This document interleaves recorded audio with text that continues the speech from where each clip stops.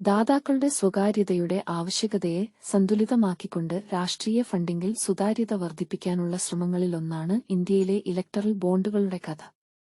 ഒരു ഹ്രസ്വ വിവരണം ഇതാ. രാഷ്ട്രീയ ഫണ്ടിംഗ് പരിഷ്കരിക്കുന്നതിനും അഴിമതി കുറയ്ക്കുന്നതിനുമുള്ള ശ്രമത്തിൽ ഇന്ത്യൻ സർക്കാർ 2018 ഇലക്ടറൽ ബോണ്ടുകൾ അവതരിപ്പിച്ചു.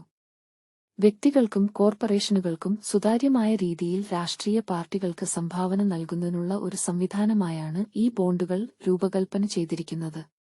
അജ്ഞാതമായി നൽകാവുന്നതും പലപ്പോഴും അഴിമതിയുമായി ബന്ധപ്പെട്ടതുമായ പണസംഭാവനകളിൽ നിന്ന് വ്യത്യസ്തമായി, ഇലക്ടറൽ ബോണ്ടുകൾ വാങ്ങുന്നവർ ഔപചാരിക ബാങ്കിംഗ് ചാനലുകൾ ഉപയോഗിക്കേണ്ടതുണ്ട്. ഇത് ഇടപാടുകൾ കണ്ടെത്താനാകും.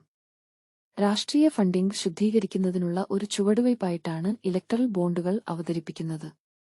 എന്നിരുന്നാലും, ദാതാക്കളുടെ ഐഡന്റിറ്റി സംബന്ധിച്ച് സുതാര്യതയില്ലായ്മയെക്കുറിച്ച് വിമർശകർ ആശങ്ക ഉന്നയിച്ചു.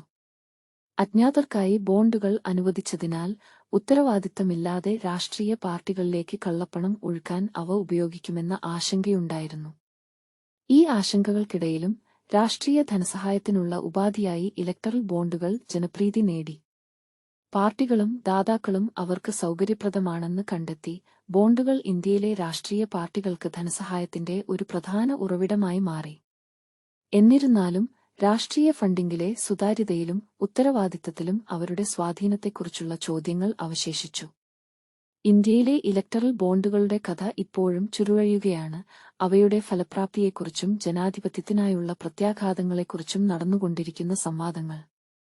രാഷ്ട്രീയ ഫണ്ടിംഗിൽ കൂടുതൽ സുതാര്യത കൊണ്ടുവരിക എന്ന ഉദ്ദേശത്തോടെയാണ് അവ അവതരിപ്പിച്ചതെങ്കിലും ഈ ലക്ഷ്യം അവർ എത്രത്തോളം നേടിയെന്നത് തർക്കവിഷയമായി തുടരുന്നു.